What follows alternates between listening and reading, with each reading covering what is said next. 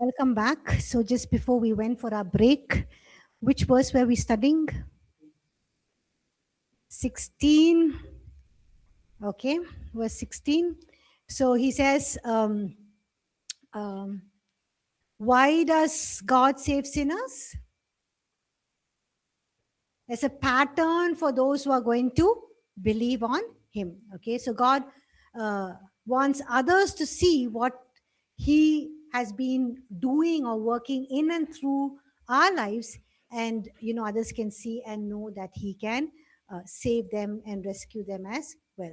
So, what God did in Paul's life is an example, a pattern of His abundant grace and great patience, basically to encourage others who will also believe in him.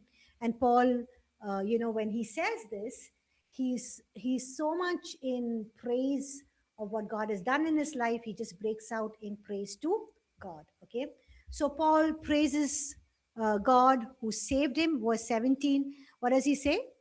How does he praise him? Now to the King, eternal, immortal, invisible, to God who alone is wise, be honor and glory forever and ever. Amen. Okay. So Paul could not think of, could not just think of how bad he was, but he was able to think of how great the salvation of God was in his life. Okay. And how great the love of God was in his life. So without, just mulling on his sins, what is he doing? He is just simply breaking out in spontaneous praise for all that God has done in and through his life. Okay. And he says, now to the King, eternal, immortal, invisible, who alone is wise. This is actually an outburst of praise that shows that Paul both knew God, not only knew God as immortal, invisible, eternal, who's alone wise, but also that he loved God. Okay? Because only when we love somebody, we praise them. Okay? And only when we love God that we can break out in spontaneous praise and worship. So he knew God to be the King eternal, ruling and reigning in complete power and glory. He knew God to be immortal. That means what? Existing before. Immortal means what? No beginning, no ending. He existed before anything also existed, and he's a creator of all things. He knew God to be invisible. That means what?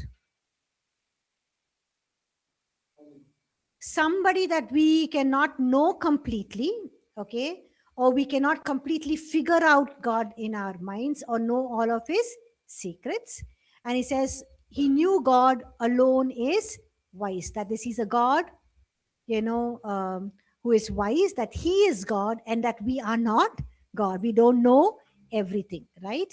And we think our plans and insights are so important, but only God knows and understands all things. Only God knows and understands what is best for our lives. And then he says, be glory and honor forever and ever. So knowing all about this God, Paul couldn't just stop praising him. So if we ever have trouble worshiping God, it is because not that the worship leader is going off tune or not singing the songs we know or not singing familiar songs. We can give a whole lot of excuses. But if we have trouble worshiping God, it's because we don't know him well. But even if the worship leader is off note, even if he or she is singing an unfamiliar song, even if they are not sounding in the right, not starting in the right pitch that we would want to sing, we can be irritated by all of those things. But if we really know who God is, then we will not have trouble worshiping him. If there is instruments, if there's no instruments, if there's we're singing the right tune, not singing the right tune, we would just break out in praise and worshiping God. Okay. So this description of God, why is Paul giving it here? Is because he's telling Timothy, you still have another reason to remain in Ephesus, Timothy. And what is that reason? Consider the, why is he saying to God who's eternal, immortal, invisible, who's only wise? Why is he listing out all of these things? What is he trying to tell Timothy? What do all of these things about God tell us? That he's immortal, invisible, only. About the greatness and power of God. It's the greatness of God. So he's telling Timothy, hey, consider the greatness of God. Look at the greatness of God in the background of what you are going through. So this great God, is worthy of Timothy's sacrifice. And this great God can also empower Timothy in his service at Ephesus, right? So sometimes we leave ministry or we leave a place of ministry thinking, uh, people are not, we don't feel love, we don't feel accepted, we don't feel appreciated, but we need to always be mindful of this fact that it's not about how well we feel appreciated, loved, accepted, but it is because God has called us to be in that place, and that this great God is worthy of the sacrifices that we are making. Yes, when we don't feel loved, appreciated, we don't feel accepted, we are always looked down upon, it it can disappoint us, it can discourage us, but it is worthy of the sacrifice we are making, just to know that we are serving this great God who has called us, who's called us to be in that place and serve in that time and that season. He knows, he sees, but we just want to do what is worthy before him, and and also empower, and God could also empower Timothy in his service there. So even as we are looking at this chapter, I don't know how many of you, even at the beginning of this year, feel that you want to give up on life. Maybe you want to give up on studying in the Bible college. Maybe you feel like giving up on ministry. Maybe you even feel like some of you are already in full-time ministry, or you're doing a job or something, you just feel like giving up, right? But what Paul is doing to encourage Timothy, God, I feel God is also encouraging each one of us, to march forward, right? He is going to, yes, and he is already going to make a way, okay? And remember that God is worthy of every sacrifice that you make. He sees and knows, and he's empowering you for his service. And I don't know why this is, yes, falling. Okay. Um, so, any questions before we just look at some of the things that we can learn from these verses? Any questions? No? So, what are some of the lessons that we can learn from here? Just about three things. One is that God values faithfulness more than impressive ability, right? Paul says that God counted him faithful, putting him into the ministry. Okay. What is striking is what Paul does not say. He does not say that God chose him because he was brilliant. Actually, Paul was brilliant. Was he well educated? Yes, he was very well educated. Was he gifted? Yes. But Paul thanks Jesus because Jesus enabled him and God counted him faithful. So it teaches us that when we do things for God in ministry, don't ever say, I did this, I did that, I did this. Just say, God may enable me to be faithful in his ministry. That's more than enough, right? So God is not primarily looking for people who are impressive.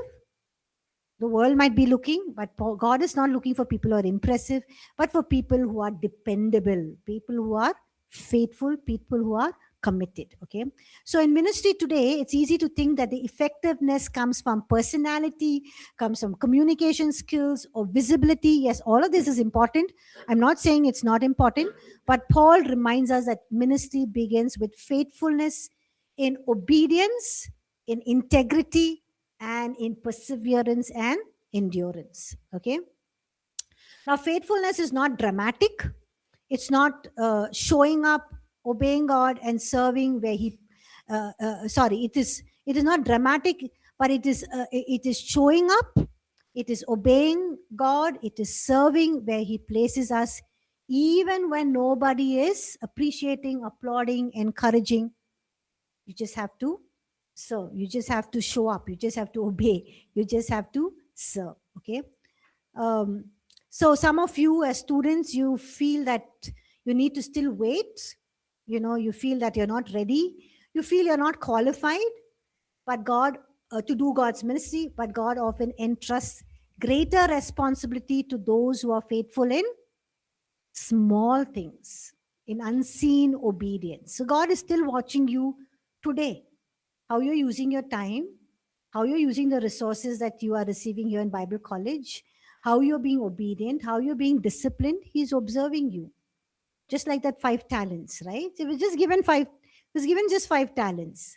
But he was faithful. And God said, you will get more, right? So he's looking at faithfulness in small things, in unseen obedience, and then he will entrust us with greater responsibility. Okay. Second thing that we can learn is your past does not disqualify you, but it should humble you, right? Your past does not disqualify you from serving God, but it should be something that humbles you, like it did in Paul's life. Paul openly names his past. He says he was a blasphemer, he was a persecutor, he was a violent man. He does not hide it, he does not make an excuse for it, he does not even soften it. Yet he also says, I obtained mercy. So Paul's past did not stop God from using him, but it shaped how Paul actually viewed himself and God. Okay. He viewed himself as someone who is, living under the grace and mercy of God, someone who did not deserve it, but received it. And also how he viewed God. We saw how he praises God. So gospel does not just erase our past, but it redeems it. Okay. Our past sometimes comes back to our memory. Does not, I know God, he removes our sins as far as the east is from the west. Yes. But, it just does not erase it in the sense that it's, like thing, but it is, he actually redeems us. But for us, this means 2 things. First, no failure, sin, or background, automatically disqualifies someone from serving God if there is repentance and if there is faith. If somebody repents, has faith, then no failure, sin, disqualifies them from serving God. And second, remembering who we are always keeps us humble. Remembering our roots, remembering where we were, how we were, how God brought us, always will keep us humble. So Paul never forgot that he was saved by the mercy and grace of God and not by merit. Right? It was not by merit, but it was just pure grace and mercy. And that kept him from pride and made him also patient with others. Made him patient like someone like Timothy. He could have just told Timothy, wrote and said, hey, God has told you to stay in that place, you better stay in that place. He doesn't have to give him one letter and write all of these things and explain to him and encourage him. Okay. But he was even patient with others. So a leader who forgets their own mercy or who they were becomes harsh. But a leader who remembers grace becomes compassionate towards others. Okay. All of you with me? Okay. Then the last thing we can learn is that a true encounter with grace leads to worship, not self-confidence. Right? It's not there in your notes. So Paul reflects on God's grace, and he does not end with confidence in himself, but what does he end with? What does he end with? Verse 16 and 17. What does he end with? Paul reflects on God's grace, but he does not end with confidence in himself. How does he end? Yes, he ends in worshiping God, right? Remember, now the King, eternal, immortal, invisible, be honor, glory forever and ever. So grace does not make Paul feel assured about himself or self assured, but it makes him God centered, right? So when we truly understand God's grace in our life, our response is what? What will be our response? When we truly understand God's grace, what will be our response? Worship. Yes, worship, and it will not be self promotion. So, in ministry today, it's very easy to talk about calling, gifting, vision, you know, and we can do all this while just trusting ourselves more than trusting God. But Paul really shows an opposite pattern, right? The more he understands God's mercy, the more he understands God's grace, the more he praises God for his greatness and his wisdom. And he knows God is eternal, wise, and sovereign, and that he himself is not, and that he needs to depend on God. Okay. So if we are not able to worship God, or if worship dries up in our lives, it's often not because we are too busy, but because we have lost sight of how great God is and how much mercy we have received. So true, right? Yes or no? Any questions before we move on to verses 18 to 20? Any questions? Okay, there's no questions. Can somebody please read verses 18 to 20, please? This Shall charge, I, sister? yes, Yeah, sister. go ahead, Lucy. Yeah.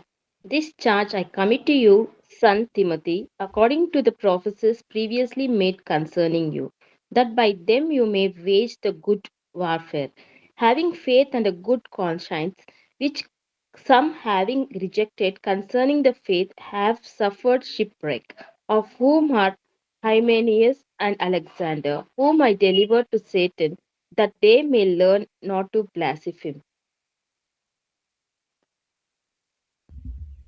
Thank you, Lucy. So, verse 18, he says, this charge I commit to you. So, the Greek word for charge is the same like what he mentioned in First Timothy chapter 1, verse 3, where I said it's a military word and it's an order from a commanding officer. Remember, we read in verse 3, I charge you. Okay, uh, so this word is a military word referring to an order from a commanding officer. Okay.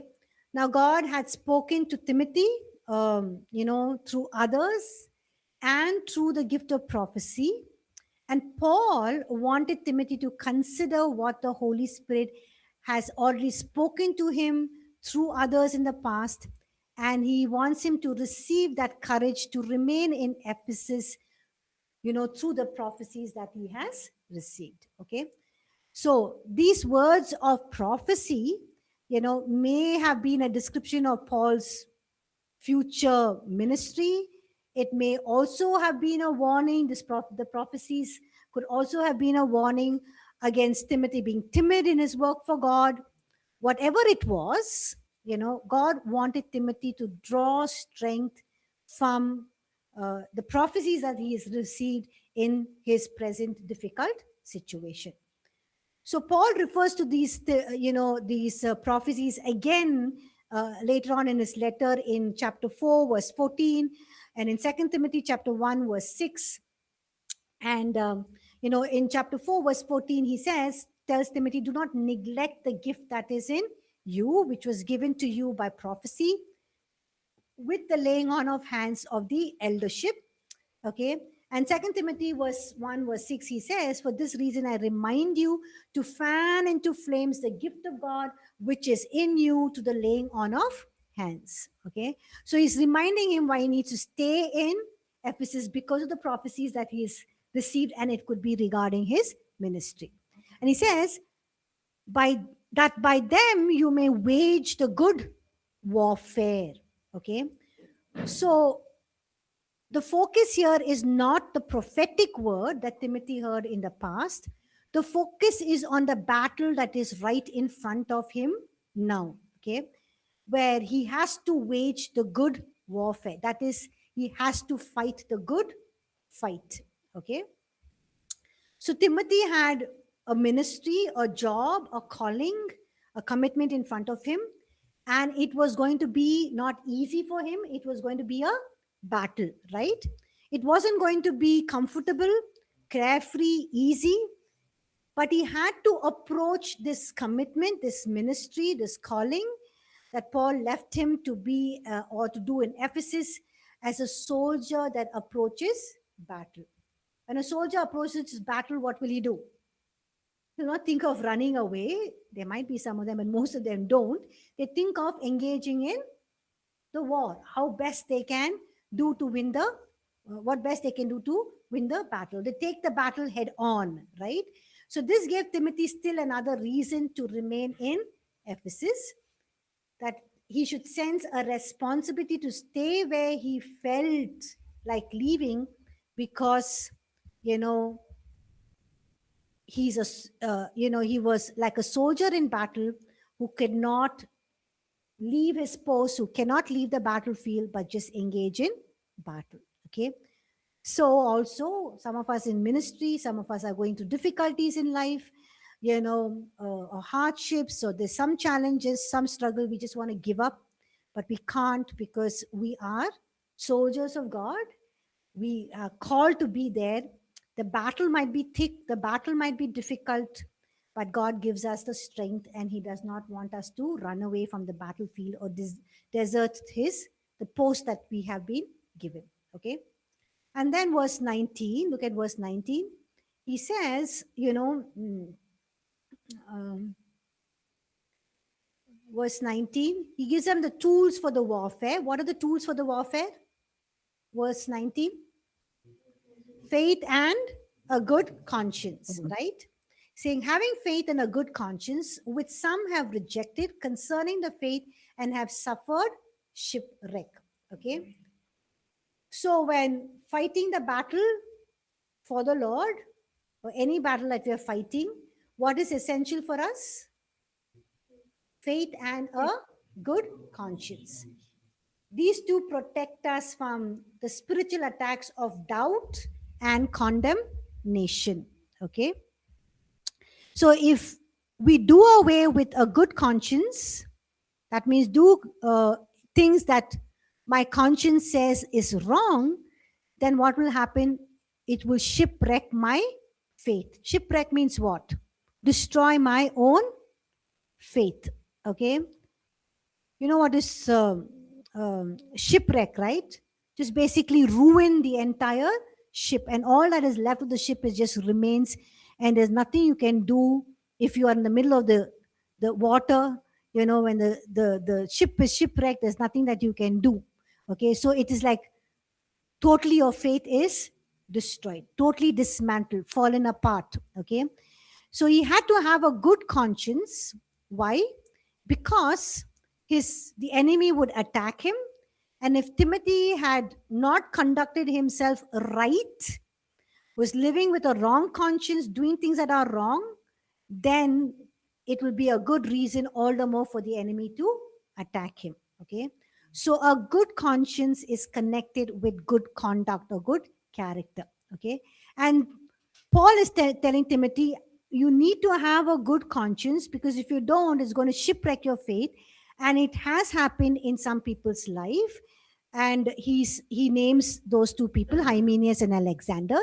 And he says, which some have rejected. That means he's saying some have rejected these weapons. What are the weapons? Faith and a good conscience. And specifically, Paul speaks of rejecting the faith, those who rejected what Jesus and the apostles taught, will be headed for ruin. So shipwreck of faith means the ruin of your faith. Ruin means you can't do anything. Like, for example, there's an earthquake and this whole, a building comes down. There's nothing anyone can do. It just ruins, right? And then he mentions two people that have rejected the tools for warfare, and that is Hymenaeus and Alexander. Very interesting. He says, whom I have delivered to Satan, that they may learn not to blaspheme. Okay. So Hymenaeus is also mentioned in 2 Timothy chapter 2, verse 17. There he's mentioned in connection with Philetus as a very dangerous man. because one of the doctrines that Hymenaeus was teaching is that the resurrection has already taken place. Okay. And in 2 Timothy chapter 4, verse 14, Paul also mentions about Alexander the coppersmith. He's mentioned there as someone who did much evil to Paul. And it's possible that it's the same Alexander who, you know, was the reason why Paul was, in imprisonment or in prison. Okay. And he says that, Paul says, I have handed these two men, Alexander and Hymenaeus, to whom? Satan. Now, when you read this, what comes to your mind? Come on. When you read like this.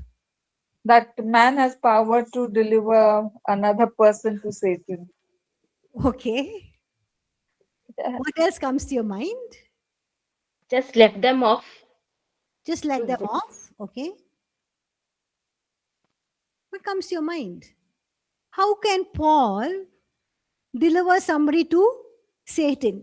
He's actually doing things he's actually preaching the gospel to deliver them out of Satan's power and out of darkness. And how can Paul deliver them to Satan? This doesn't come to your mind? Don't we think that's very rude of Paul to do that? What if I say I delivered Nelson and Vimal to Satan? How will you feel? The rest of you say, how wicked of you, ma'am, how evil of you to do that, ma'am, right?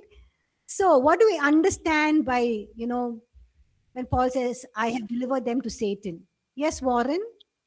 Yes, Pastor. It's basically, I think, what because he was preaching the word to them, and he sort of decided not to do that anymore and let them, let them face the consequences of their actions, basically. Okay, thank you, Warren. Actually, it is not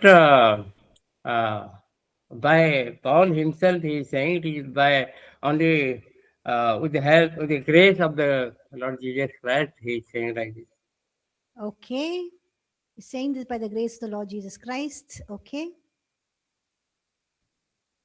So what does he mean when, I've handed them over to Satan? Now, Paul did something similar like this in 1 Corinthians chapter 5. He hands a man in the Corinth church to Satan for the destruction of his flesh. That is there because that man was in adultery. They tried to get him out. He did not, and said, give him over to Satan for the destruction of his flesh. But Paul says something very interesting there. For the destruction of his flesh, so that his spirit may be saved on the day of the Lord. So what do we understand? Give them over to Satan. Hand them over to Satan. What does Paul mean? He says, that, get them out of the church, right? Put them out of the fellowship. Excommunicate them out of the fellowship of the church. And when they are no longer part of the church or the body of Christ, they're no longer under the spiritual covering. They're no longer under the spiritual oversight of the church leadership. And the intent was somehow they will realize that what they have done is wrong. Because when you're not under the spiritual covering, you're open to what?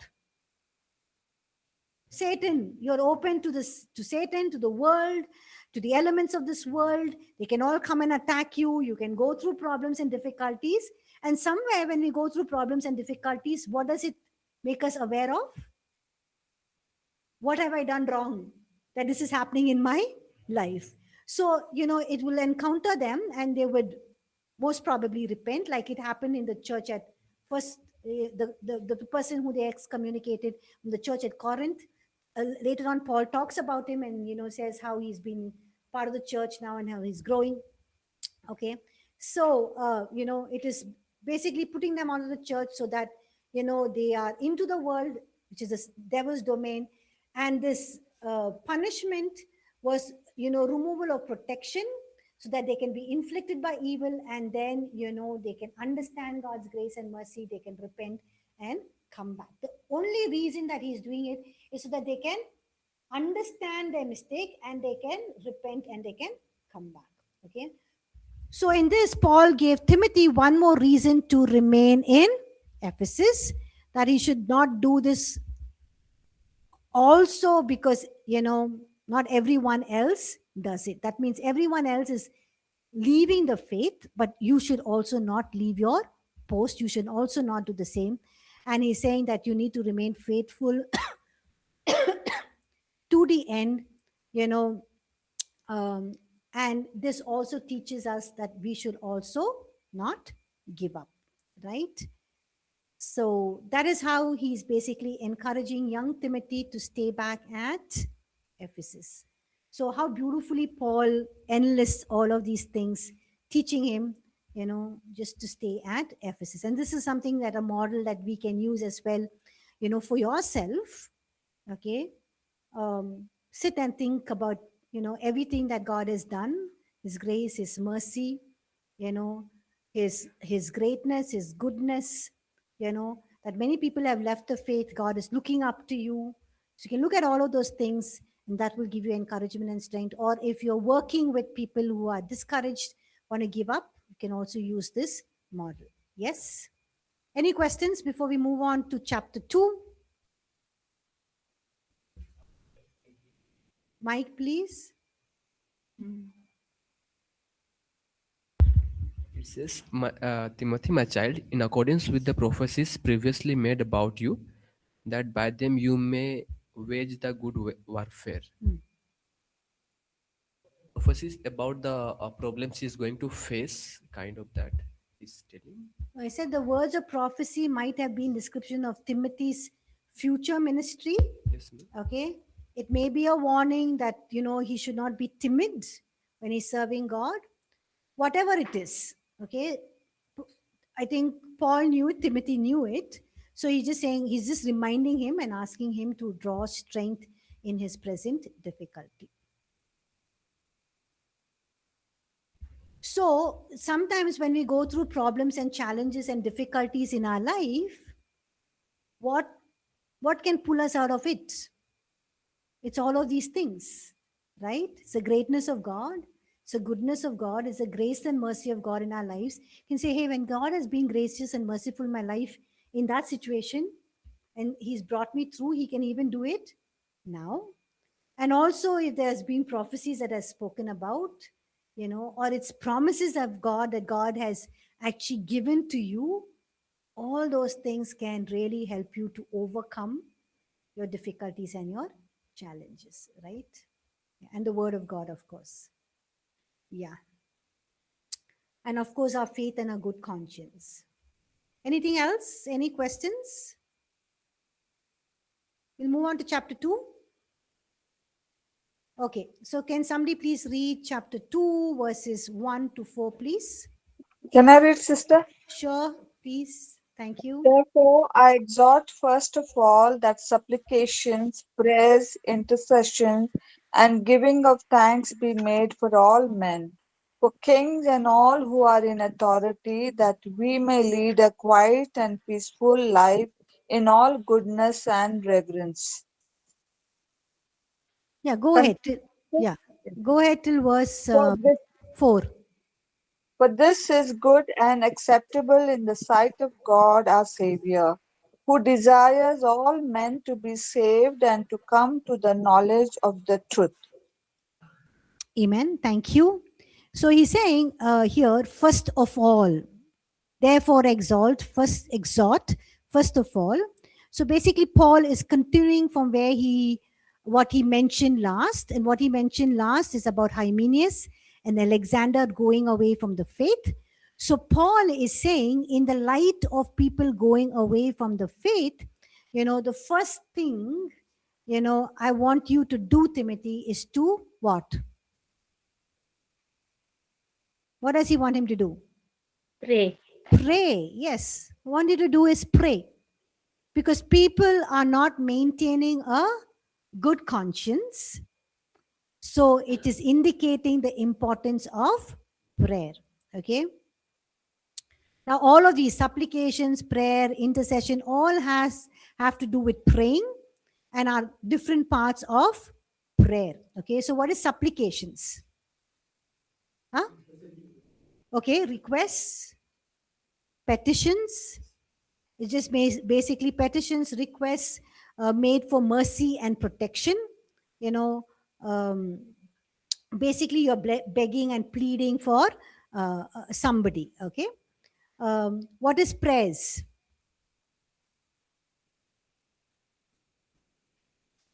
It can be a request, it can be a petition made for needs, wants, things that are lacking. Intercession, when you pray for Praying for, someone, praying for others. yes, when you pray for others, you pray for someone else, you pray on their behalf, primarily for their salvation. Okay, giving thanks, giving thanks. Okay, and he says, giving thanks to be made, he says, do all of this, it should to be made for all men. Okay, so should only men pray? Should we women say, okay, only men should pray? No. Excuse ourselves? No. The men here is the Greek anthropos, which is gender neutral, meaning people. Okay, as you'd see in many versions. Okay, so one way to practice this is to pray for People everywhere, people. wherever, everywhere. Yes, people. When you are walking down the street in your locality, the mall, Yes. in your car, in the people's hair, eyes in your heart. Yes, thank you. So she's reading from the notes. Basically, pray for everybody wherever you are. This prayer arise in your heart for all people anytime. Okay. Verse 2. Who are you supposed to pray for? Kings who are in authority. Do kings rule us today? Government. We have a government. We might not like who's the ruling government. Doesn't matter. What are we supposed to do? Pray. Right? Why should we pray for them? Why are we instructed to pray, to do supplications, prayers, intercession, and giving thanks for people in government, in civil authority? Why? Look at the book, Bible. To have peace and to have godly life. Yes, so that we can live what? Quiet. Peaceful life. Yes, we can live quiet and peaceful lives. And also we can live in all godliness and reverence towards God. Now, why do you think Paul is saying pray for kings?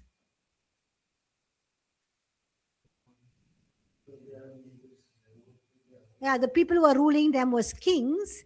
It was not very. Remember the introduction to Romans? Paul also says there, right? You need to pray for those in authority, right? Right? So, who was ruling that time in Romans when we were studying? Nero. And Nero was a very nice man? No. It's a very evil man, sorry to say. He actually destroyed 70%, he burned 70% of Rome. And people say that was because he wanted to build a big palace for himself. But when it did not come across well among the people, he put the blame on the Christians, and that led to the persecution of Christians. We also see that he's remembered for amusing people by throwing Christians to animals, right? As a sport, as a game, like when we go for football match in a big stadium or Olympics, as many as people would come, he would throw Christians just there and release wild animals, just to make a sport of them, have fun. He also was known for burning Christians as torches, and he was known for his life of extravagance and indulgence. Okay, so people did not like Nero, did not like Caesar, but what is Paul saying? This is what God has called us to do. What does he call us to do? Sorry, to pray, right? And what is he saying? When we are praying for those who are kings in authority, civil government, in the civil government, and all of those things, what is Paul saying? It is good and acceptable in the sight of God, our Savior. Okay, so it's good and pleasing in God's sight that we pray for all people, especially for those in civil authority, so that we can live peaceful, quiet lives and live in all godliness and reverence towards God. Okay, and our praying is also going to lead into fulfilling God's desire. What is God's desire? Look at what verse 4 says. That God desires all men to be saved and come to the knowledge of the truth. So, praying for those in authority should always have an evangelical purpose. So, our real goal is that when we pray for those in authority, is that they come under the authority of Jesus. Those in government and leadership, they come under the authority of Jesus and make decisions by allowing the gospel to have, it's free course, the freedom to preach the gospel, and that Jesus will also be glorified. So that should be our intention, and our prayer should have that evangelical purpose. Okay. Now, if you look at verse 4, it says God's desire is what? Saved and All come to men. knowledge of the truth. So does it mean that everyone will be automatically saved? Does it imply there is no human element to the response of the gospel? What? Everyone will automatically be saved? There's no human response? There is a human response. Okay, there is a condition. That means it is desire that everyone be saved, but it should be also the desire of the human being or the person to respond to God's love and to that salvation. Okay. So God won't just fulfill his desire to save all people at the expense of just making us puppets or robots to worship him by just programming us to do so. But, all men will be saved when they come to the knowledge of the truth, right? So salvation is clearly associated with coming to the knowledge of the truth. And one cannot be saved apart, from understanding who Jesus is and what he has done to save us or to save them. So all we do is, in our praying, in our working, when it is directed towards fulfilling his desire, under his guidance, we know it will be pleasing towards God. Any questions? Verses 1 to 4.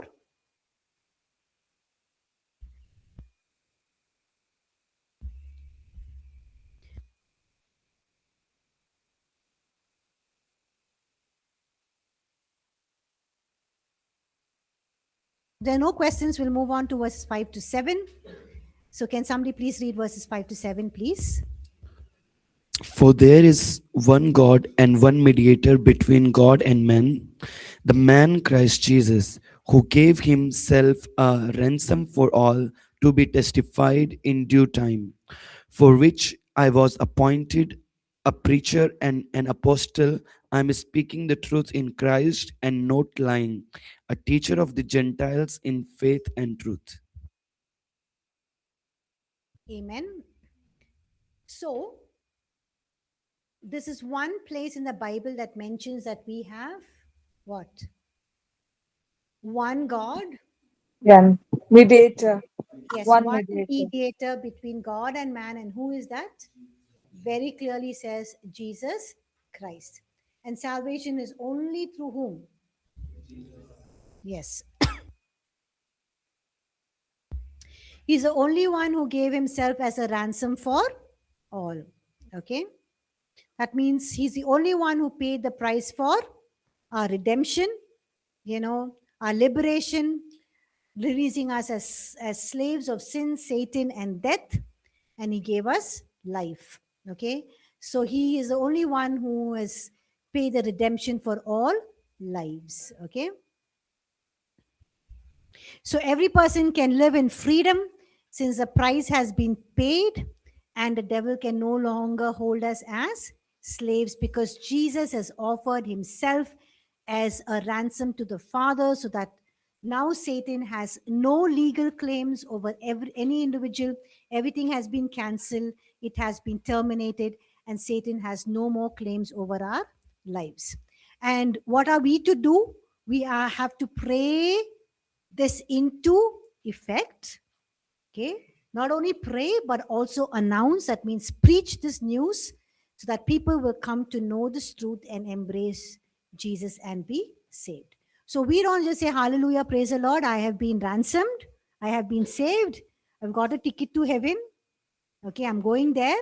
Even if the rapture happens tomorrow or the next moment, today, I'm going. But what should we do? We need to pray this into effect.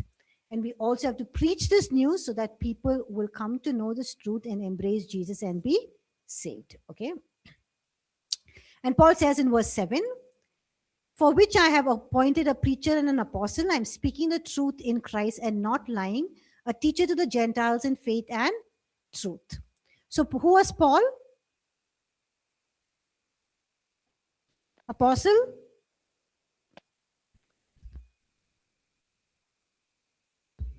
Teacher? Preacher. He's a preacher, apostle, and a teacher. Okay. We also know that he walked as a prophet. Why do we say he walked as a prophet? God spoke to him. He wrote much of the prophetic scripture in the New Testament. Okay. And some ways he served in a pastoral capacity in places where he planted churches. So he's a pastor. So this teaches us that an individual can flow in more than one ministry office, because who determines that? The Lord Jesus himself. Okay. Paul's ministry was primarily to whom? Gentiles. Okay. So what do we learn? That God can call us to specific people, can be a small or a large community. It can be a geographical location, a nation, or a race. But whatever God calls us to, we need to be faithful. Okay. Any questions so far?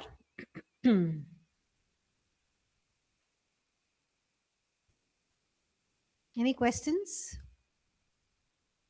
Do you want to start verses 8 to 10, or we'll just stop? Because I don't think we'll finish. We just have 2 minutes. Okay, we'll stop here. We'll continue.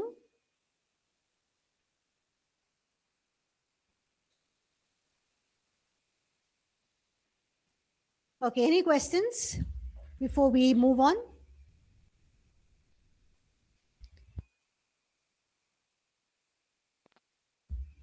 No questions? Sister, Okay. again, he's going to explain Timothy that he is a preacher and apostle and speaking in truth in Christ. Sorry? He's explaining Timothy again about the truth in Christ, that he is for the Gentiles to speak in faith and truth. Yes.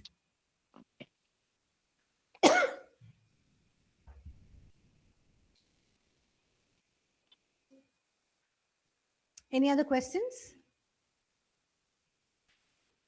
Okay, there are no questions. We'll end class. Okay, thank you all for joining class.